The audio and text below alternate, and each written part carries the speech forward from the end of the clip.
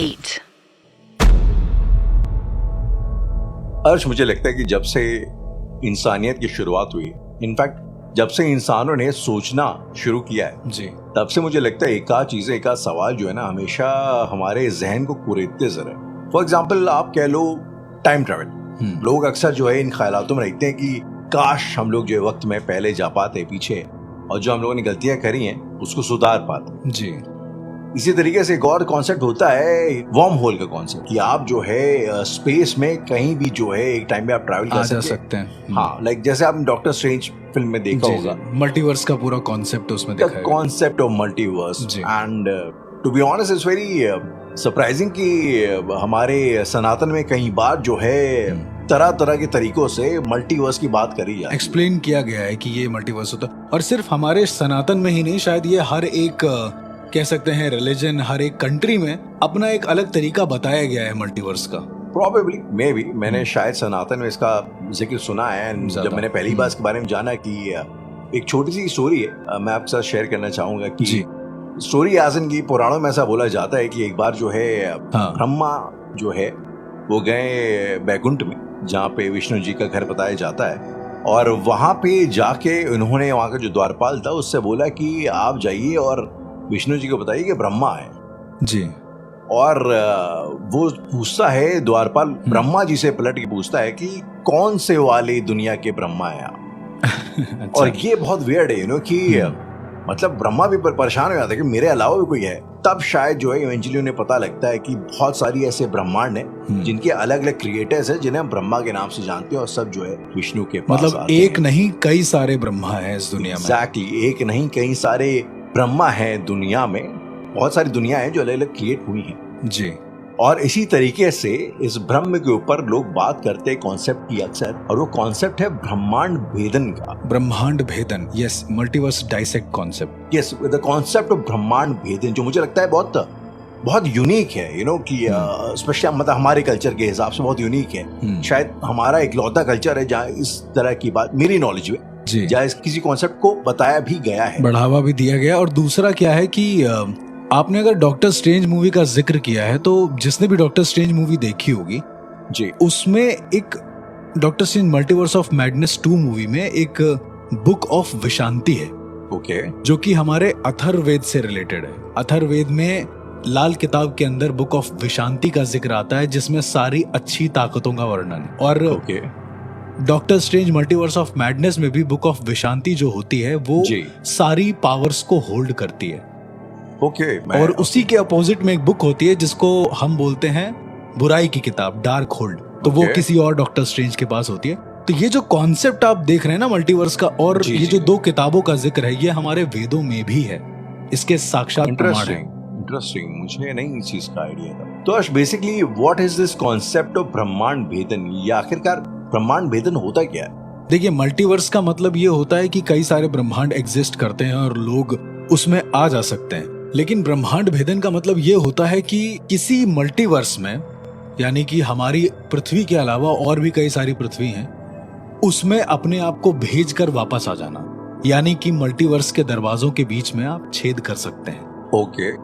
अब मैं इसको सुपर नेचुरली जोड़ता हूँ, जो हमारा इंडियन पैरानॉर्मल पॉडकास्ट है, मैं आपको इससे जोड़ता हूँ जी। मैं अपने लाइफ में करीबन 5 ऐसे लोगों से मिला हूँ, 5 ऐसे साधकों से मिला हूँ जिन्हें मल्टीवर्स डाइसेक्ट यानी कि ब्रह्मांड भेदन का पूरा ज्ञान था। उन्हें पता था कि कैसे किसी दूसरे ब्रह्मांड में जाकर वापस आया जा सकता है। आपने एपिलेप्सी के पेशेंट्स को देखा होगा जी। और आपने ये भी सुना होगा कि उनको ड्रीम्स बड़े वियर्ड आते हैं, बहुत अजीब से ड्रीम आते हैं। 90% एपिलेप्सी के जो पेशेंट होते हैं उनके ड्रीम्स इतने खतरनाक होते हैं कि आप शायद सोच भी नहीं सकते। एक आम इंसान को वैसे ड्रीम्स आना मुश्किल है, ऐसा मेरा अपना रिसर्च है। हो सकता है कि अलग रिसर्च भी हो सकती है इस पे। पर एक एपिलेप्सी की पेशेंट थी, उसको सपना आया कि वो अपने ही घर वालों के ऊपर बैठकर उनको मार रही है, फिर उनके ऊपर अपना मल त्याग कर रही है, यानी कि पेशाब कर रही है जी। और उसके बाद वो उनकी बॉडी को जला नहीं रही है, अपने ही घर में रखकर उनकी पूजा कर रही है। तो ये उसको ड्रीम में आता था कंटिन्यू, और वो ये कहती थी कि क्या वो ये है, ये उसको कंटिन्यूअस ये ड्रीम आता था। ये ड्रीम आता था, सिर्फ यही नहीं, उसको अलग अलग तरह के ड्रीम आते थे। एक ड्रीम उसको ऐसा आया था जिसमें उसने देखा था कि 7 सोने के साधु बैठे हुए हैं और वो कुछ सोच रहे हैं, पूजा कर रहे हैं, हवन कर रहे हैं, और हवन के बीचों बीच में वो लड़की खड़ी हुई है। अब ये जरा सोचने में और समझने में बहुत अजीब है, लेकिन उसको ये महसूस होता था जब वो अपनी आंखें खोलती थी तो उसके पैर में उसको जलन महसूस होती थी। उसको पैर में जलन महसूस होती। देखिए, इमोशनली फील होना इज वेरी नॉर्मल, लेकिन जब ये इमोशनल फील फिजिकल हो जाए तो फिर कैसा रहेगा? लेकिन अर्श, isn't like that, ऐसा अक्सर होता है कि कई बार आप सपने में कोई ऐसी चीज देखते हैं और उसका इमीडिएट रिएक्शन आपकी बॉडी पे होता है। एग्जैक्टली। इसके बाद राहुल, उस लड़की ने, जिस लड़की की बात मैं आपको बता रहा हूँ, उस लड़की ने एक एक्सपेरिमेंट खुद के ऊपर भी किया, ये साबित करने के लिए कि वो जो सपने देख रही है उसमें जो जिंदगी जी रही है वो असली है। सुनने में थोड़ा अजीब है, लेकिन ऐसा था। वो जितने भी सपने देख रही थी उन सब की जिंदगी को सच में वो जी रही थी। उसने ऐसा उसका मानना था या उसने ऐसा साबित किया? ऐसा उसका मानना नहीं था, ये एक सच्चाई थी। ओके। ये साबित करने के लिए उसने खुद को एक रूम में बंद किया और उसके बाद हाथ पैर अपने बांध दिए। कैमरा ऑन हुआ। कैमरा ऑन होने के बाद जिसने उससे ये सब चीजें करवाई थी उसको बाहर भेज दिया रूम के, और उसको अटैक आया एपिलेप्सी का कैमरे में ही। अटैक आने के ठीक बाद उसके मुंह से बहुत सारा ब्लड निकला है, लेकिन उसे कोई दर्द नहीं हो रहा था, वो नॉर्मल सो रही थी। अटैक आया, उसकी बॉडी अचानक से रेस्ट हुई और वो कुछ बोली नहीं। करीबन 25 मिनट के बाद राहुल, ये हुआ है कि उसकी आंखें खुली हैं। एक लड़का था जिसने ये सब काम करा था, उसको बुलाया वापस से अंदर, बोला था कि आधे घंटे में आना जरूर। वो आधे घंटे में आया। उसने जब लड़की के हाथ खोले हैं तो आपको बिलीव नहीं होगा, लड़की के हाथ और पैरों पर एक 6 फुट के इंसान के जो हाथ होते हैं उसके निशान थे, बहुत ज्यादा गंभीर रूप से, जबकि कैमरे में उसकी बॉडी मूव ही नहीं करी है अपनी जगह से। जूम करने पर जब देखा तो ऐसा कुछ खास दिखा नहीं, पर वो निशान साफ साफ दिख रहे थे। उसके दोनों पैर पर नीला पड़ा था और दोनों हाथ पर नीला पड़ा था, जैसे किसी ने बहुत जोर से उसको मारा हो।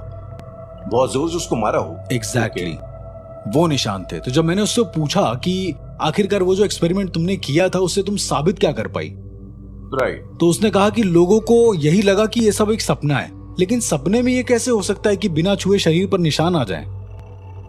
सपना एक बार को ये हो सकता है कि भाई आपने सपना कोई देखा है और इंसान ने खुद ही के हाथ को टच कर लिया हो या फिर नोच लिया हो या कुछ ऐसा कर लिया हो, पर ऐसा नहीं था राहुल। जब उस लड़की ने ये सारे सपने और अपनी हर एक बात को मुझे बताया तो मुझे ऐसा लगा कि ये शायद बहुत ज्यादा कुछ खतरनाक है। तो मैंने उस लड़की को जानबूझकर एक ऐसे साधक के साथ बैठाला जो परकाया प्रवेश जानता था, यानी कि अपने बॉडी में से अपनी सोल को बाहर निकालकर किसी दूसरे की बॉडी में भेजना। इवेंचुअली आप इससे किसी के ड्रीम को ब्लॉक कर सकते हैं। हम लोग कई बार ऐसे प्रोसेस करते हैं, which I talk to you later. लेकिन उस साधक को जब उस लड़की के पास बैठाला और मैंने उसको ये इंस्ट्रक्ट किया कि जैसे ही ये लड़की एपिलेप्सी के मोड में जाए तुम तुरंत का तुरंत इसको ब्लॉक कर देना, इसके जितने भी ड्रीम्स है उसको ब्लॉक कर देना और उसकी सोल को निकलने मत देना। ये एक छोटा सा एक्सपेरिमेंट था जो हम लोगों ने ट्राई किया था। उसने ऐसा किया। जब दोनों की आंख खुली है उस मेथड के बाद, ये लड़का घबरा गया है। इसने कहा है कि एक नहीं, करीबन मैंने हजारों सोल्स को देखा एक इंसान के शरीर में। मैंने कहा ये टेक्निकली या फिर वेदिकली किसी भी रूप से ये पॉसिबल हो ही नहीं सकता। शायद सुनने में आपको भी अजीब लग रहा है कि एक बॉडी में इतनी चीजें आना। पर राहुल, उस दिन मुझे रियलाइज हुआ कि हमारे शरीर में भले ही एक आत्मा हो, लेकिन हमारे शरीर में अनंत दुनियाओं के इम्प्रेशन या फिर अनंत दुनियाओं के जो तत्व होते हैं वो मौजूद होते हैं। तभी हम उस दुनिया को एक्सेस कर पाते हैं। कभी कभी हमारा शरीर इतना ज्यादा अवेयर हो जाता है हमारे सोल के साथ में, हमारी स्पिरिट के साथ में, कि अनंत दुनियाओं का जो इफेक्ट है वो हमारी बॉडी पर भी दिख सकता है। और यही होता था उस लड़की के साथ एपिलेप्सी में।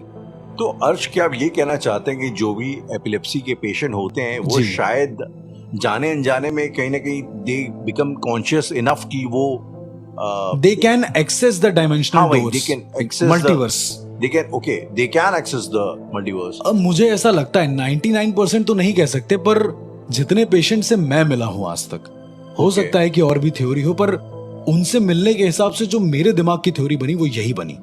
और ये बहुत ही अजीब था। मैंने जब उस लड़की को पूछा कि तुम जी रहे हो उस दुनिया को, तो तुम्हें उस दुनिया की चीजें भी याद होंगी, बट ऑब्वियस है तुम्हें याद होना चाहिए। जब आप कोई जिंदगी जीते हैं तो आपको उसको चीजें याद होना चाहिए। और उसने करीबन इसका प्रमाण दिया मुझे 1 महीने के बाद। वो आई मेरे पास और पैशाचिक भाषा में बात करने लगी राहुल। ये क्या होता है? आपने सैलम विचेस के बारे में सुना होगा, जो वर्ल्ड की सबसे पहली विचेस थी, जो पूरा ग्रुप था उनका। तो उनकी अपनी एक लैंग्वेज थी। जब वो रिचुअल करती थी रात में मरे हुए सुअर के साथ और जितने भी बच्चों के साथ जब वो रिचुअल करती थी, तो उसमें ना एक लैंग्वेज होती थी, एक लैंग्वेज को यूज करती थी। ये लैंग्वेज उनकी खुद की इजाद की हुई थी या ये लैंग्वेज शायद उनकी खुद की इजाद की हुई थी, या कोई ऐसा डेमी गॉड था जो उन्हें ये लैंग्वेजेस बताता था, सैलम द विचेस को।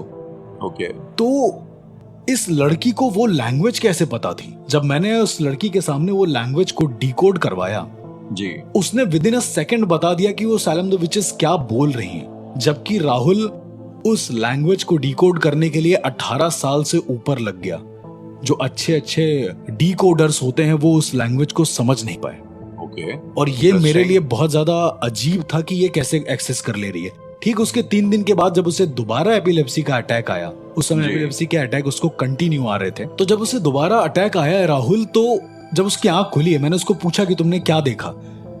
राहुल, क्या कभी कोई ऐसा सपना हो सकता है कि आप सपने में कुछ देख रहे हैं और सपने में सीख भी गए और यहाँ आकर बता भी रहे हैं? ऐसा तो नहीं कर सकते ना आप सपने में कुछ देर के लिए डॉक्टर बन सकते हैं, पर आप डॉक्टर बनने के बाद, सपने से वापस आने के बाद आप दवाइयों के नाम नहीं बता सकते।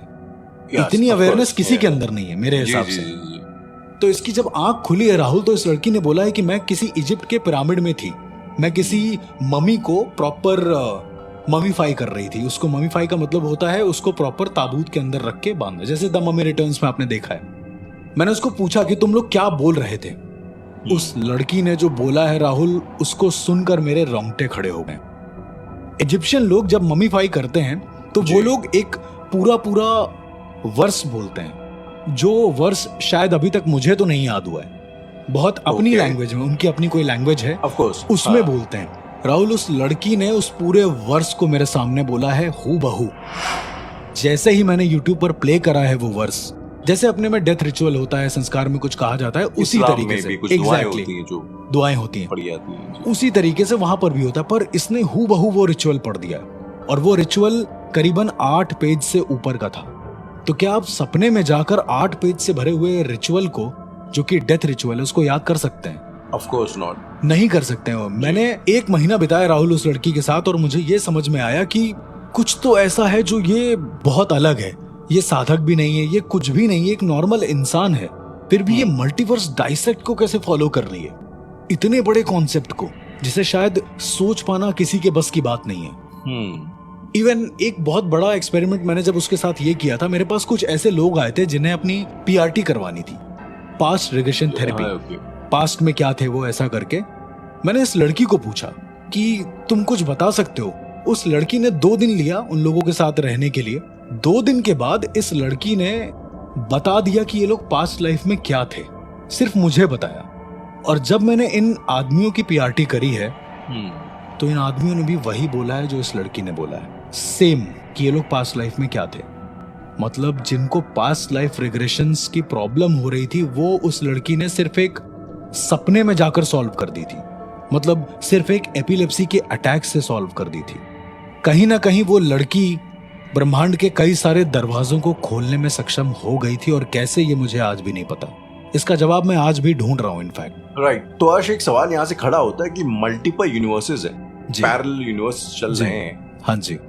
तो क्या डेथ भी जो है, अगर आपकी इस यूनिवर्स में होती है, सो इज इट लाइक कि वो जो बाकी मल्टीवर्सेस में जो आप कैरेक्टर जी रहे हैं, वो आप ही का सॉर्ट ऑफ एक 3D होलोग्राम है?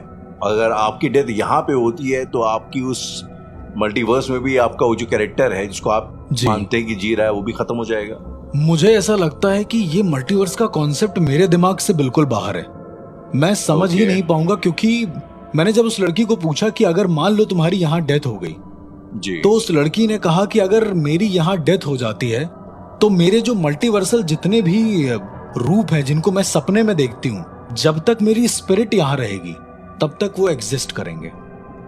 मैं समझ नहीं पा रहा था कि उसे इतना ज्यादा नॉलेज कैसे। और टू बी वेरी ऑनेस्ट, उस समय ब्रह्मांड भेदन क्रिया के बारे में मुझे भी नहीं पता था। मैंने अपने गुरु से इस क्रिया के बारे में बाद में पूछा है। क्या ये कोई आम इंसान भी साधना करके इसको सीख सकता है? देखिए, आपने बात करी है साधना की, तो मैं अपनी जिंदगी का एक ऐसा केस बताता हूँ। ये तो हो गई वो लड़की जो साधक नहीं थी जी, एग्जैक्टली। पर मेरी लाइफ में एक और केस ऐसा था जहां पर मैं दो ऐसे साधकों से मिला जो बच्चे थे और जो इस दुनिया के हर जगह एग्जिस्ट कर रहे थे। जो बच्चे थे, एग्जैक्टली सुनने में थोड़ा सा अजीब है पर वो दो साधक थे राहुल। और देखिए, साधकों की नजरें धोखा नहीं खा सकती। आप इंसान को छू कर ये बता सकते हैं कि वो इंसान है, राइट। पर ये मेरी आंखों के सामने हुआ है कि मैं अपने दोस्त संजय से बात कर रहा था। संजय बनारस में था, मैं कानपुर में था। ओके। संजय ने जब उन बच्चों को देखा तो उन बच्चों को मैंने अपनी आंखों के सामने देखा। ये आपने देखा हुआ है? सिर्फ देखा नहीं हुआ है राहुल, मैंने पूरा उन्हें छू कर महसूस किया हुआ है। और ये बहुत ज्यादा खतरनाक था मेरे लिए, क्योंकि उन बच्चों ने शाकनी साधना की शुरुआत कर दी थी। शाकनी साधना सुनने में शायद हम लोग पीछे जा रहे हैं एपिसोड्स में, लेकिन बहुत खतरनाक साधना थी जिसने ब्रह्मांड भेदन उन्हें बेवजह से खा दिया था। राहुल, अब मैं आपको बताता हूँ कि ब्रह्मांड भेदन की क्रिया में इन्हें सफलता मिली कैसे। जब मैंने अपने गुरु से ब्रह्मांड भेदन के बारे में पूछा कि गुरु ये होता क्या है ब्रह्मांड भेदन, तो उन्होंने बताया कि महाभारत काल से ये एग्जिस्ट कर रहा है। ओके। इवन अश्वत्थामा के पास ब्रह्मांड भेदन की क्रिया थी, ऐसा मेरे गुरु ने बताया। महाभारत में इसका जिक्र है, उन्होंने बोला। ऐसा कहा जाता है कि अश्वत्थामा ने युद्ध के जो परिणाम थे वो देखने के लिए ब्रह्मांड भेदन का प्रयोग किया था, और उन्होंने मल्टीवर्स के हर एक युग में जाकर देखा कि परिणाम होंगे क्या। अश्वत्थामा ने? जी, ऐसा मेरे गुरु बताते हैं कि ऐसा हुआ था। I'm so sorry to digress from the topic again, अर्श। क्या इसका मतलब ये है कि कोई एक ऐसा मल्टीवर्स है शायद से कहीं पे जहाँ पे कौरवों ने ये युद्ध जीत लिया? बिल्कुल, कोई ना कोई ऐसी दुनिया होगी जहां पर अर्श राहुल हो सकता है और राहुल अर्श हो सकता है। ये भी एक दुनिया एग्जिस्ट करती है 110%, क्योंकि एक दूसरे के पूरक या फिर संपूरक भी एग्जिस्ट करते हैं, तभी हम लोग जी पा रहे हैं। उदाहरण के तौर पर अगर अर्श और राहुल यहाँ पर एग्जिस्ट कर रहे हैं और कोई और अर्थ है जहां पर राहुल अर्श है और अर्श राहुल है जी, और वो दोनों अर्थ क्लैश होती हैं, तो चीजें न्यूट्रल हो जाएंगी। और इसी वजह से पूरा ये ब्रह्मांड बनाया गया है, ताकि अंत में चीजें न्यूट्रलाइज हो जाएं। तो खैर अर्श, आप जिन बच्चों के बारे में बात कर रहे थे, तो आपका कहना ये है कि वो बच्चे एक टाइम पे दो जगह पे मौजूद रह सकते थे फिजिकली? ठीक है, तो मैं उन बच्चों के बारे में ये बताता हूँ कि मैंने भी महसूस किया, मेरे दोस्त ने भी महसूस किया, इवन मेरे गुरु ने भी ये महसूस किया कि कोई ब्रह्मांड भेदन क्रिया का प्रयोग कर रहा है। उन्होंने मुझे बताया है कि ब्रह्मांड भेदन क्रिया को जानने वाले सिर्फ 50 लोग ही बचे हैं इस दुनिया में। 50 लोग ही बचे हैं इस पूरी दुनिया में करंटली? एग्जैक्टली, जिन्हें ब्रह्मांड भेदन क्रिया के बारे में पता है। हो सकता है कि अलग अलग दुनिया में अलग अलग वो चीजें हों, लेकिन जैसा मेरे गुरु ने बताया मैं उस हिसाब से आपको बताता हूँ। ओके। तो बेसिकली दो बच्चे थे, उनको दोनों भाई थे, तो उस फैमिली में वो लोग उनको ज्यादा प्यार नहीं करते थे। एक बच्चे को ज्यादा प्यार करना, एक बच्चे को कम प्यार करना, पर इन दोनों भाइयों में प्यार बहुत था। तो हुआ ये कि ये दोनों भाई आपस में बात करते करते एक बार एक शॉप पर पहुंचे, और जहां पर एक किताब थी, उस किताब का नाम था वृहद मायाजाल। जो कि आमतौर पर आपको किसी भी शॉप पर मिल जाएगी, ये बहुत ही नॉर्मल है। वृहद मायाजाल या वृहद इंद्रजाल, ऐसा करके मोती किताब। इंद्रजाल बेसिकली कई सारे टोटकों का मिलाकर एक ऐसा टोटका होता है जो बहुत सुपीरियर होता है एक तरीके से। पर आमतौर पर जो नॉर्मल किताबें होती हैं उसमें ऐसा कुछ इन्फॉर्मेशन होता नहीं है, वो बस केवल मनोरंजन के लिए होती है, मेरा ऐसा मानना है। बिना गुरु के ये सब करना भी नहीं चाहिए। पर राहुल, इन दोनों लड़कों ने बिना गुरु के ये चीज करना शुरू कर दिया। इन दोनों लड़कों ने वृहद मायाजाल, वृहद इंद्रजाल वाला जो पूरा प्रोसेस था किताब का, वो इन दोनों ने करना शुरू कर दिया just to gain their families attention, कि उनकी फैमिली दोनों बच्चों को प्रॉपर प्यार करने लगे सही से। पर उसके बाद हुआ ये कि बहुत गलत होने लगा। बच्चे धीरे धीरे निपुण होने लगे। उन बच्चों की उम्र सिर्फ 12-13 साल थी, दोनों बच्चों की उम्र। पर वो धीरे धीरे माया जाल से लेकर टोटके, अथर्ववेद के लाल किताब में जितने टोटके हैं उन सबको लोगों पर आजमाने लगे और धीरे धीरे वो निपुण होने लगे। पर एक अजीब सी बात थी, वो किसी का नुकसान नहीं पहुंचाते थे। कोई उनको कितना भी कुछ बोल ले वो कुछ नहीं करते थे। पर वो रात को अपने कमरे में जाकर बंद हो जाते थे और किसी से नहीं मिलते थे। ऐसा उनका डेली का रूटीन था। एक दिन दिवाली वाले दिन की बात है, इनके घर वालों ने ये जानने की कोशिश करी कि ये लोग क्या कर रहे हैं। इनके घर वालों ने जब वो दरवाजे से झांक कर देखा है, उसके ऊपर जो रोशनदान होता है वहां से झांक कर देखा था, तो देखा है कि ये दोनों लड़के कंकाल की जो खोपड़ी होती है उसके ऊपर पैर रखकर एक पैर से बैलेंस बनाकर खड़े हैं। दो अलग अलग खोपड़ियां हैं और दोनों के ऊपर बैलेंस बनाकर खड़े हुए हैं। इतना डरावना वो माहौल था। और उनके सर पर एक मोमबत्ती जल रही है। वो लोग अपने सर पर एक मोमबत्ती जलाए हैं। 12-13 साल का इंसान। राहुल, मैं सीधी सी बात कर रहा हूं, एक जिम्नास्ट भी ये करने में हिल जाएगा। राइट। कि एक स्कल के ऊपर पैर रखकर खड़े हो एक पैर से योगा पोजीशन में, और उसके बाद तुम अपने सर पर एक जलती हुई मोमबत्ती रखो। राइट। और ये सब देखने के बाद इनके घर वालों ने इन्हें बहुत डांटा, बहुत मारा। इसके बाद 1 हफ्ते तक इन्होंने ये चीजें करना छोड़ दिया। पर राहुल, इसके बाद जो हुआ वो शायद सुन के आपके भी रोंगटे खड़े हो जाएं, क्योंकि शहर में कई सारे तांत्रिकों की मौतें होने लगी सुपरनैचुरली। ओके। कोई तांत्रिक पूरी तरीके से खुद को मिट्टी के तेल से जला लेता था। कोई तांत्रिक अपनी ही साधना के दौरान मारा जाता था। एक तांत्रिक का मुझे याद है, जिस तांत्रिक ने जो इंस्ट्रूमेंट वो लोग यूज करते हैं, चिमटा, उनके पास एक इंस्ट्रूमेंट होता है, उसी चिमटे को अपने पेट में घुसाकर अपनी आंतें निकाल ली थी। क्या उसने वो जो ओके, अपनी ही आंतें निकाल ली? अपनी ही आंतें निकाल ली थी। और ये कैसे हो सकता है पता नहीं, क्योंकि इतना ज्यादा कोई नहीं कर सकता है। उसकी आंतें उस चिमटे में लिपटी हुई थी। ऐसी मौतें हो रही थी अलग अलग तांत्रिकों की। राइट। तो वहां के जो महंत थे, जब उनसे बात हुई तो उन्होंने बताया कि कुछ ऐसा हो रहा है जो बहुत अलग है। इन सारे बड़े सिद्ध तांत्रिकों से उनकी विद्याएं कोई छीन रहा है। जरा सोचिए राहुल, किसी से उसकी साधना छीन लेना और फिर उसको मौत के घाट उतार देना। और अंत में इसकी वजह वो दोनों बच्चे ही निकले। इन दोनों बच्चों ने शाकिनी साधना शुरू कर दी थी। शाकिनी साधना? बिल्कुल। ये एक ऐसी तरीके की साधना होती है जिसे करने के लिए तुम्हारे पास बहुत नॉलेज होना चाहिए, हद से ज्यादा। इवन मैं भी सोच नहीं सकता इसको करने की। एक ऐसी साधना होती है। ओके।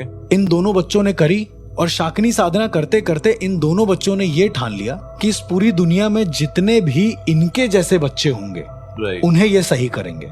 इनके जैसे मतलब जो बच्चे तंत्र में इंटरेस्टेड हो। वैसे मुझे लग रहा था कि आप यही बोलेंगे, या फिर कुछ लोग ये भी समझ रहे होंगे कि जो घर परिवार से सताए हुए होंगे, या वैसे भी। पर साधना में कुछ और हुआ।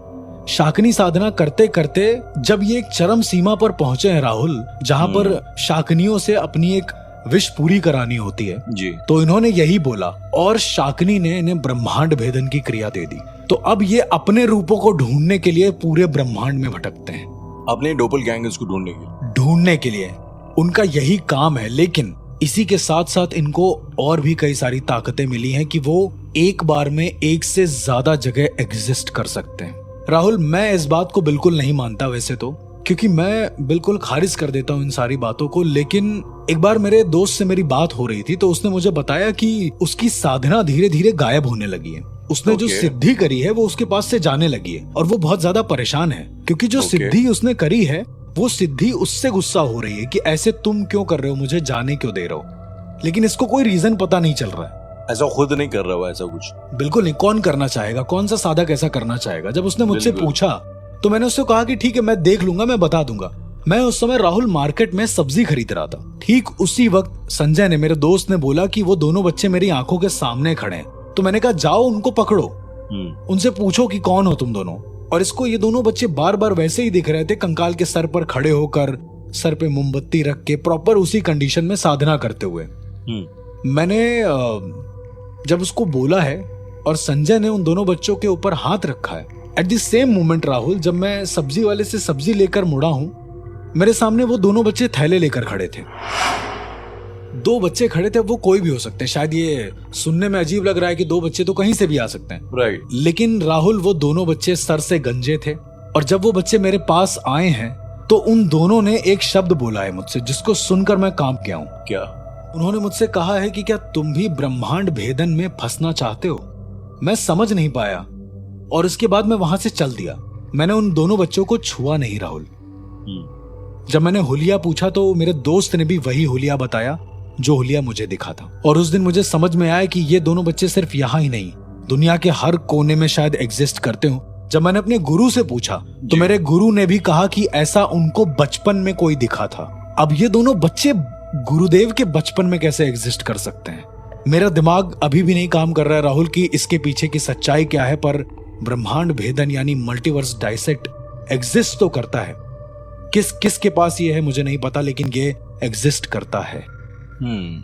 तो अर्श, खैर ये तो एक विद्या थी ब्रह्मांड भेदन की, जो शायद मुझे नहीं लगता कि वो कोई गलत इंटेंशन के साथ तो बच्चे नहीं, करना वो लोग चाहते एक फंस गए थे इन सब चीजों में वैसे। हाँ। क्योंकि ज्यादा नुकसान उन्होंने किसी का किया नहीं, बस उन तांत्रिकों को मारा जिनकी उन्हें विद्या चुरानी थी। बट कभी कभी मैं ये सब सुनता हूँ तो मैं सोचता हूँ कि अर्श, क्या ऐसी कोई विद्या या ऐसी कोई साधना नहीं है जिससे आप शायद किसी का भला कर सके, किसी की बीमारी ठीक कर सके? राहुल, इंडियन पैरानॉर्मल पॉडकास्ट में हमने कितनी सारी इन सब चीजों के बारे में बात किया है, जिसमें कई सारे साधक हैं जो ठीक करते थे, कुछ ऐसा करते थे। पर बहुत सारे लोग ऐसे भी होंगे इंडियन पैरानॉर्मल पॉडकास्ट के लिसनर्स में जो ये सोचते होंगे कि शायद ये सब कहने की बात है, कहीं ना कहीं ऐसा लगता होगा जो इन सब चीजों से नहीं गुजरा है, विच इज फेयर इनफ। पर 2008 में एक ऐसे ही शख्स थे, एक ऐसे ही साधक थे जिनके बारे में पूरी दुनिया ने जाना था, और वो अपनी विद्या के जरिए कैंसर या फिर किसी भी तरह की लाइलाज बीमारी को 1 हफ्ते के अंदर ठीक कर देते थे, और वो विद्या थी रोहिणी विद्या।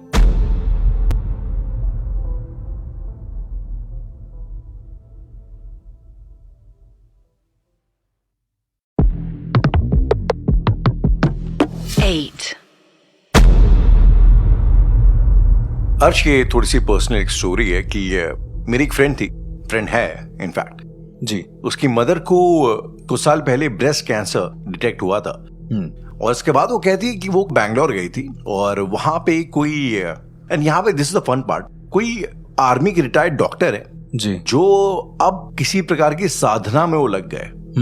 बैंगलोर बेस्ड है, और अब वो जो है बैंगलोर के पास ही उन्होंने शहर के बाहर कहीं पे एक आश्रम बनाया है जहाँ पे वो लोग उनसे मिलने आते हैं।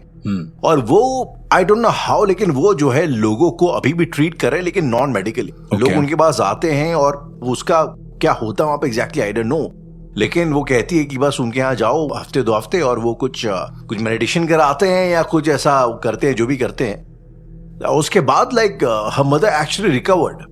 अब आप किसी नॉर्मल इंसान को ये बताएंगे, जैसे इंसान किसी सैनिक को आप बताएंगे, तो जाहिर सी बात है पहला रिस्पॉन्स ये आएगा कि भाई ये सब दकियानूसी है, अंधविश्वास है जी। But I have seen it, मैंने देखा है अपनी आंखों के सामने उसकी मदर को रिकवर होते हुए उस हालात से ऊपर। अब उनको कीमो की जरूरत नहीं पड़ती। तो मन जो है, दिल जो है, इसको मतलब मानना चाहता है, लेकिन दिमाग यकीन करने नहीं देता। आपको लगता है इज इट पॉसिबल कि कोई अपनी साधना की शक्ति के बल पर किसी कैंसर जैसी बीमारी का भी इलाज कर सके? यार राहुल, मुझे ऐसा लगता है कि दुनिया में कई सारे ऐसे सीक्रेट्स हैं, कई सारी ऐसी मिस्ट्रीज हैं जिनके बारे में अभी हमें 1% भी नहीं पता है। जैसे आपने बोला कि आपके जो फ्रेंड हैं उनकी मम्मी किसी तरीके से रिकवर हो गई और आपको पता भी नहीं चला कि वो तरीका क्या है। एग्जैक्टली सेम इस तरह से दुनिया में ऐसे कई सारे साधक मौजूद हैं, कई सारे ऐसे लोग मौजूद हैं जो हर तरह की बीमारी को ठीक कर सकते हैं। और ऐसा मैं नहीं कह रहा हूं, ऐसा बहुत सारे न्यूज चैनल और ऐसा बहुत सारे लोग कहते हैं। सन 2008 में एक इंसान सामने आया था, उनका नाम था अरविंद। उन इंसान का ये मानना था कि उनके पास रोहिणी विद्या है। रोहिणी विद्या नाम सुनने में बड़ा अजीब है, कोई साधना नहीं है ये, पर रोहिणी विद्या के बारे में बहुत कम लोग जानते हैं कि आखिरकार रोहिणी विद्या होती क्या है। मैं कई सारे ऐसे साधकों से मिला हूं राहुल जिनके पास रोहिणी विद्या थी। उन्होंने ऐसा भी बोला है कि रोहिणी विद्या को रखने वाला इंसान हर एक मरे हुए इंसान से बात करता है। ये उसका रिचुअल है कि उसे हर एक मरे हुए इंसान से बात करनी ही करनी है। राइट। पर जब मैंने ठीक से इसके बारे में जाना तो मुझे पता चला कि तुम इस रोहिणी विद्या के जरिए किसी भी इंसान की बड़ी से बड़ी बीमारी भी शायद 1 हफ्ते में ठीक कर सकते हो।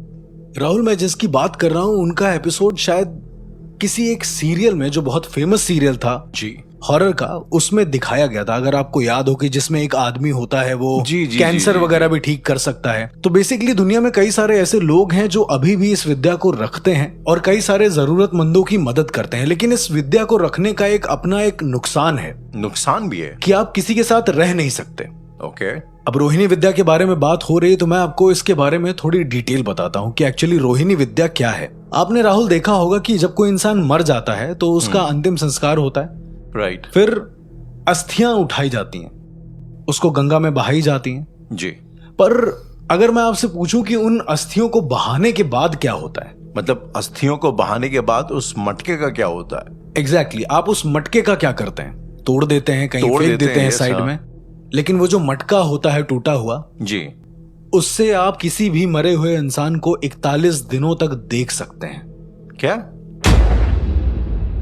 बिल्कुल, और उससे बात भी कर सकते हैं, ऐसा कहा गया है। ऐसा कई सारे साधकों ने अपनी विद्या के जरिए किया हुआ है। मैं जब एक ऐसे इंसान से मिला जिसको रोहिणी विद्या प्राप्त थी, तो उसने मुझे बताया कि कैसे वो लोगों को सही करता है, कैसे उसके पास कैंसर के पेशेंट आते हैं, कैसे उसके पास ऐसे लोग आते हैं जिनको बुरी तरीके से शरीर में कोढ़ हो चुका है और उनका कोढ़ ठीक ही नहीं हो रहा है। ओके।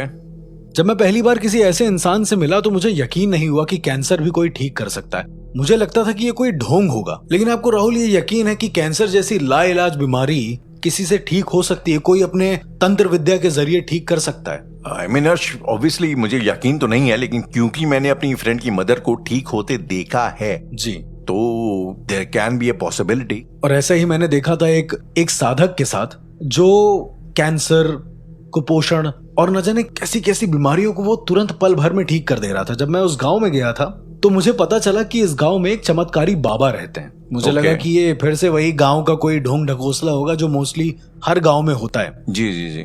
उसके बाद मैं उस इंसान से मिला तो वो इंसान देखने में बिल्कुल आम सा इंसान, शर्ट पैंट पहन के मेरे सामने आया। मैंने उसको बोला कि मैंने सुना है कि आप कैंसर जैसी बीमारियों को ठीक कर सकते हैं। तो उसने बोला कि कोई भी इंसान जिसको तकलीफ है आप मेरे पास ले आइए। मैंने उसको पूछा कि आपकी फीस कितनी होगी? उसने कहा कि कोई फीस नहीं लेनी है मुझे। ओके। कुछ हद तक मुझे जेन्युइन लगा। मैं 2 दिन उसके घर के पास रुका और मैं देखने गया कि वो कैसे कैंसर के पेशेंट को ठीक करता है। तो एक कैंसर के पेशेंट को मैं लेकर गया उसके यहाँ पे। वो सिर्फ एक इंसान को अलाउ करता था कमरे में रुकने के लिए। अब राहुल मैं आपको बताता हूँ कि उसका कमरा कैसा था। तो उसका जो कमरा था वो पूरा लाल कलर से पुता हुआ था, पूरा रेड। ओके। और लाल कलर से पुते होने के बाद सिर्फ कमरे के बीचों बीच में एक श्री यंत्र बना हुआ था। अगर आपको श्री यंत्र नहीं पता है तो वो बहुत फेमस यंत्र होता है जो बहुत हर घरों में लगा होता है। आमतौर पे वैभव, ऐश्वर्य के लिए जो लगा होता है। तांबे के पत्तल में या उसकी अष्टधातु से मिलके बना होता है। अष्टधातु से मिलके बनता है जी। तो श्री यंत्र बना हुआ था और उस श्री यंत्र में वो उस कैंसर के पेशेंट को लिटाल देता था। ओके। एक बड़ी अजीब चीज होती थी राहुल कि जिस समय वो पूजा करता था उस समय जो तीसरा पर्सन होता था वो उसके हाथ बांध देता था। लेट सपोज अगर मैं तीसरा पर्सन हूं, एक तो मरीज हो गया, दूसरा वो जो पूजा कर रहा है और तीसरा मैं, तो उसने मेरे हाथ को बांध दिया। ओके। मैंने उससे रीजन पूछा कि आप मेरा हाथ क्यों बांध रहे हैं? तो उसने कहा यहाँ पर जो होगा वो शायद आप अपनी आंखों से देख नहीं पाएंगे। अब ऐसा भी क्या था, क्योंकि मैं ऑलरेडी इन सब चीजों में हूं तो मुझे इतना डर लगने का कोई चांस ही नहीं है। खैर इसके बाद मैंने राहुल देखा कि उस बंद कमरे में उस मरीज के अलावा एक और चीज रखी हुई थी, कुछ ऐसा जो बहुत बड़ा था लेकिन कमरे के बीचों बीच में एक जमीन पर रखा हुआ था, लेकिन उसके ऊपर लाल कपड़ा पड़ा हुआ था। मैंने जैसे बताया कि वो पूरा कमरा एक लाल कलर के पूरे एक एनवायरनमेंट से ढका हुआ था। ओके। इसके बाद वो आदमी आता है और उस आदमी ने लाल कलर का अंगरखा पहना और लाल धोती पहनी। ओके। साथ ही साथ उसके हाथ में एक हॉर्न जैसा कुछ था, जो पहले टेन बनते थे, जो सींग टाइप के बनते थे, जिसको बजाकर जानवरों को बुलाया जाता था, कुछ ऐसा जो ट्राइबल्स लोग मोस्टली यूज करते हैं। उसके हाथ में एक वो था और दूसरे हाथ में एक कटोरा था। ओके। जिसमें शायद कुछ तो था। खैर इसके बाद वो आदमी आया और बैठ गया। उसने मेरे हाथ बांधे और बोला कि अगर आपको लगता है कि डर लग रहा है तो अपनी आंखें बंद कर लेना, देखना मत इस नजारे को। मेरे लाख पूछने पर भी उसने बताया नहीं कि यहाँ पर क्या होने वाला है, क्योंकि मैंने खुद के मामा को कैंसर की वजह से खोया है। तो अब सीन ये था कि उसने घंटी बजाना शुरू करा बहुत तेज तेज उस कैंसर के पेशेंट को लिटा के। ओके। देन उस कैंसर के पेशेंट के ऊपर उसने पूरा लाल सिंदूर डाला। पहले सर पर, जहां आजना चक्र होता है हमारा, पहले वहां पर डाला। मतलब उसने हर चक्र पर सिंदूर के गोले ऐसे ऐसे बना के डाल दिए। इसके बाद ये बंदा जो है वो जो हॉर्न था उसको तेजी से बजाने लगा। मुझे समझ नहीं आ रहा था कि ये कर क्या रहा है, क्योंकि इस तरह की कोई विद्या एग्जिस्ट ही नहीं करती थी मेरी नजर में। मुझे पता ही नहीं था कभी इसके बारे में कि ऐसा कुछ वेदों में भी लिखा है या ऐसा कुछ कहा गया है। ओके। द मोमेंट उसने ऐसा किया है राहुल, मुझे अचानक से ये लगने लगा है कि कम से कम नहीं तो 30-40 छोटे बच्चे वो कमरे के चारों कोनों में खड़े हैं और अपना सर पीट रहे हैं जोर जोर से। आपको ऐसा लगा है कि मुझे ऐसा हेलुसिनेट हुआ है, मुझे दिखा कुछ नहीं। पर जब उसने दूसरी बार हॉर्न बजाया है मुझे इतनी जोर से मेरे कान में ऐसा लगा है कोई ताली बजाकर भाग गया है, और वो Okay. ताली नॉर्मल ताली नहीं थी, किन्नर की ताली थी। मुझे अच्छे से याद है। ओके। तीसरी बार जब उसने हॉर्न बजाया है राहुल, तो मुझे अचानक से किसी औरत के जोर जोर से रोने की आवाज सुनाई दी, और वो औरत कुछ कह रही थी, जैसे हम रोते रोते कुछ कहते हैं और वो समझ में नहीं आता जी क्या जी है। जी जी जी। तो वो लैंग्वेज थी। और जो पांचवी आवाज थी राहुल, वो और भी ज्यादा भयानक थी। मुझे नहीं समझ में आ रहा था कि चौथी पांचवी आवाज को पहचानूं कैसे, या फिर उसका क्या नाम दूं। द मोमेंट उसने ये सब करा है, उसने तुरंत मेरी तरफ देखा है राहुल। उसकी तरफ से इतनी तेज रोशनी निकल रही थी, मुझे ऐसा लग रहा था कि या तो उसकी आंखों में रोशनी, या उसने मेरे को कुछ नजर बंद कर दिया, या कुछ ऐसा। मैं उसकी आंख में देख नहीं पा रहा था। मैंने अपने दोनों हाथ ऊपर उठा दिए, जो हाथ बंधे थे, अपने आंखों की तरफ कर दिया। यहां पर जो सबसे अजीब चीज हुई राहुल, वो ये हुई कि मैं जो किसी से नहीं डरता हूं इन सब चीजों में, भूत प्रेत और ये सारी चीजें, क्योंकि अब तो कॉमन हो गया मेरे लिए, लेकिन उससे मुझे डर लगने लगा था, उस आदमी से। ओके। इसके बाद राहुल, उसने जैसे ही मेरी तरफ देखना बंद किया है, मैंने अपना हाथ नीचे किया है और मुझे दिखा है कि वो आदमी सामने जो लाल कपड़ा था उसको हटाने के लिए जा रहा है। मैं देखता रह गया कि उस लाल कपड़े के पीछे क्या था। उसने जैसे ही वो लाल कपड़ा हटाया है, माँ भैरवी की एक छोटी सी प्रतिमा थी। जिसको नहीं पता है कि माँ भैरवी कैसी दिखती हैं, वो सर्च कर सकता है इवन। ओके। एक भैरवी यंत्र रखा था और माँ भैरवी की एक फोटो थी, जिसमें एक आत्मलिंग के ऊपर लेडी फिगर बना हुआ था, यानी कि एक शिवलिंग के ऊपर लेडी फिगर, और बहुत अजीब था वो देखने में। ओके। सिर्फ इतना ही नहीं राहुल, जैसे ही उसने ये सब हटाया है, वो जो कैंसर का पेशेंट था जी, वो अचानक से जोर जोर से अपना पैर पटकने लगा है, सिर्फ पैर। ये जो कैंसर का पेशेंट था जो जी, लेटा हुआ था, जी। ये होश में था या बेहोश था? ये होश में था, इसकी आंखें खुली हुई थी, इसको सब पता था कि इसके साथ क्या हो रहा है, लेकिन फिर भी इसका शरीर इसके कंट्रोल में नहीं था, जहां ओके। तक मुझे लगा। ओके। इसके फेस पर कैंसर था, जो जबड़े का कैंसर होता है, इसको वो कैंसर था। ओके। पैर के बाद अचानक से उसके हाथ हिलना शुरू हुए। हाथ के बाद अचानक से जब उसका जबड़ा हिला है अपनी जगह से, तो बहुत जोर जोर से वो बच्चे की आवाज में रोने लगा है। बच्चे की आवाज में रोने लगा है? एग्जैक्टली। मीनवाइल वो ओके। जो आदमी था जी। उसके पास जो कटोरा था, उस जी। कटोरे के ऊपर उस हॉर्न को वो आदमी बार बार घुमाने लगा है, बिना किसी मंत्रोच्चारण के। ओके। जितनी बार वो उसके ऊपर से घुमाता, उतनी बार ये आदमी अलग अलग आवाज में बोलता। पहले बच्चे की, फिर शाकिनी की, फिर डाकिनी की, जो मुझे समझ में आ रहा था कि आवाज है। Even okay. मुझे यहां तक ऐसी आवाज भी एक सुनाई दी जो बेताल से रिजेंबल करती है। जो बेताल से रिजेंबल करती है? बिल्कुल। और सबसे शॉकिंग जो था राहुल इन सब चीजों में, वो ये था कि ये आदमी इतनी सारी एंटिटीज से इसको पजेस करवा क्यों रहा है, या इसकी बॉडी में एंटिटीज को ला क्यों रहा है। आप जब कहते हैं कि ये आवाज डाकने की थी, ये बेताल की थी, जी। तो आपको ये फर्क कैसे महसूस होता है? शायद ये एक्सपीरियंस से आता है कि ये आवाज किसकी थी, या क्योंकि इतना ज्यादा हम लोगों ने डील किया है तो हमें समझ में आता है। हर चीज का एक टोन होता है। ओके। लेट सपोज अगर कोई बच्चा रो रहा होगा तो उसका एक अलग टोन आपको पता चलेगा। राइट। सेम हैपेंस विद अगर कोई ओल्ड एंटिटी या फिर ओल्ड मैन आपके सामने रो रहा है तो आपको समझ में आएगा। ओके। तो ओके। बेतालों का भी वही सीन होता है। खैर, इसके बाद मैंने देखा कि वो जो पूजा कर रहा था आदमी जी। उसने अपने सर को कैंसर के पेशेंट के जो पैर का अंगूठा था उस पे रख दिया, सर नीचे करके टिका दिया। ओके। थोड़ी देर वैसे ही रखे रहा, और ये जो आदमी था जो हीलिंग कर रहा था जी। ये उस हॉर्न को जमीन पर जोर जोर से पटकने लगा, जो हाथ में उसके हॉर्न था, और जो दूसरा कटोरा था उसको भी जमीन पर जोर जोर से ऐसे से पटकने लगा। राहुल, मुझे थोड़ी देर बाद ऐसा लगने लगा कि जो कटोरा उसके हाथ में, उसमें कई सारे सिक्के हैं। ओके। जोर जोर से खनकने की आवाज आने लगी। अब वो पायल भी हो सकती है, शायद मेरा हेलुसिनेशन होगा। जी। और जितनी जोर से वो उसे पटकता, वो जो कैंसर वाला पेशेंट था वो जी। उतना ही हंसता जाता। एक ऐसी आवाज जो शायद ना कभी सुनी हो ना कभी समझी हो किसी ने। ये सारा प्रोसेस मैं अपनी आंखों के सामने देख रहा था। मीनवाइल जब मैं ये सोचने लगा हूं कि ये हो क्या रहा है, जी। ठीक उसी समय राहुल मुझे ऐसा लगा कि किसी ने मेरे कंधे पर पैर रखा है, किसी बच्चे ने। मतलब मेरे कंधे पर पैर रख के कोई ऊपर चढ़ना चाहता है, लेकिन ऊपर कुछ था नहीं। तो पहले ओके। मेरे कंधे पर प्रेशर हुआ, फिर मेरे जी। गले पर प्रेशर हुआ। तो ऐसा करके मुझे ऐसा लग रहा था किसी के फीट मेरे ऊपर चल रहे हैं धीरे धीरे। मैं इसको जितना नोटिस करता उतना ही ज्यादा मुझे डर लगता। ये कोई मुंजा नहीं था, क्योंकि मुंजा होता तो मुझे पता चलता। राइट। ये कुछ भी नहीं था। ऐसा हेलुसिनेशन, इस लेवल का हेलुसिनेशन और क्यों हो रहा था, मैंने आज तक इसके बारे में रिसर्च ही नहीं करी। लेकिन जब मैंने इस साधक से ये सारी बातें पूछी तो इसका जो मुझे हल मिला वो हद से ज्यादा शॉकिंग था मेरे लिए। खैर, थोड़ी देर के बाद ये पूजा बंद हुई। पूजा बंद होते होते राहुल मुझे नींद आने लगी। ओके। मैं लेजिट राहुल अपने हाथ में देख पा रहा था कि कोई ऐसी नस है जो बार बार पंप कर रही है। होता है ऐसा, साइंटिफिकली भी कई बार होता है कि आपकी नसें ऐसा पंप करने लगती हैं, लेकिन वो कुछ और था। मुझे ऐसा लग रहा था मेरे शरीर के अंदर कुछ है। अब आप इसे मेरा हेलुसिनेशन कह लें या सच्चाई कह लें, मुझे नहीं पता। आप जो कमरे के किनारों में जो बच्चों को देख रहे थे वो सब अभी जारी था या ये वो सब उस हॉर्न की आवाज के बाद बंद हो चुका था। ये बहुत क्विक मूवमेंट्स में था, पर मैं इजीली सुन पा रहा था।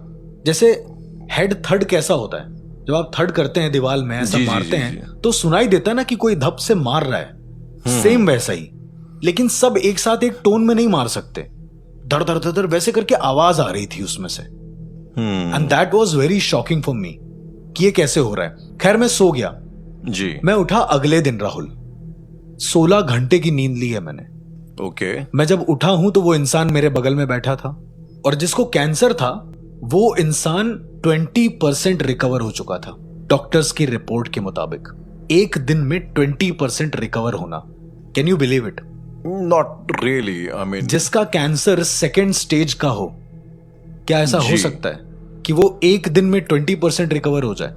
और इसको जांचने के लिए मैंने जानबूझकर उसे अपने डॉक्टर से जांच करवाई, तो उस डॉक्टर ने भी यही बोला कि this can't be possible, cancer एक दिन में इतना कम हो गया है। मेरे लिए बिलीव करना बहुत इम्पॉसिबल था, तो मैंने फिर दोबारा किसी डॉक्टर से चेकअप कराया। उसने भी यही बोला कि 1920 सब ऐसे ही आसपास बता रहे थे कि कैंसर इतना कम हो चुका है। क्या आपने कभी इन सब चीजों के बारे में सुना है? क्योंकि वो मेरे लिए मेरी जिंदगी का सबसे शॉकिंग मोमेंट था। आई मीन मैंने जो सुना भी था तो शायद मैंने सिर्फ इतना ही सुना था कि कुछ मेडिटेशन करके या ऐसा कुछ करके उन्होंने ठीक किया था। आप ये अर्श, जो आप ये रोहिणी विद्या का नाम ले रहे थे, तो यही जो पूरी प्रोसेस थी, क्या इसी का नाम रोहिणी विद्या है? यार, ये प्रोसेस मैंने सिर्फ एक ही इंसान के पास लाइव देखी है। इसके बाद मैं उस साधक से मिला जाकर। मैंने उसको बताया कि मैं भी एक साधक हूं, मैं भी लोगों की मदद करता हूं जी। तब वो मेरे साथ एक दिन बात करने के लिए तैयार हुआ। मैंने फाइनली उसको पूछा कि आखिरकार ये रोहिणी विद्या आपको मिली कैसे? जी। सबसे पहले तो वो बिल्कुल शॉक हो गया कि तुमको कैसे पता कि ये रोहिणी विद्या है। फिर मैंने उसको बताया कि मैं एक और ऐसे इंसान को जानता हूं जी। तो उसने कहा कि दुनिया में सिर्फ और सिर्फ 7 लोग ऐसे मौजूद हैं जिनके पास रोहिणी विद्या है। खैर, फिर इस इंसान ने अपने बारे में बताया कि इसको कैसे रोहिणी विद्या मिली।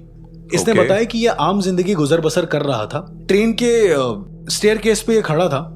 ट्रेन चल रही थी स्पीड में, जैसे हम लोग चलते समय खड़े हो जाते हैं थोड़ी देर के लिए। इसको किसी ने पीछे से धक्का दे दिया चलती ट्रेन से। ओके। राहुल, धक्का देने के बाद इसकी जब आंखें खुली हैं तो ये एक आश्रम के अंदर बैठा हुआ था, इसने ऐसा बताया।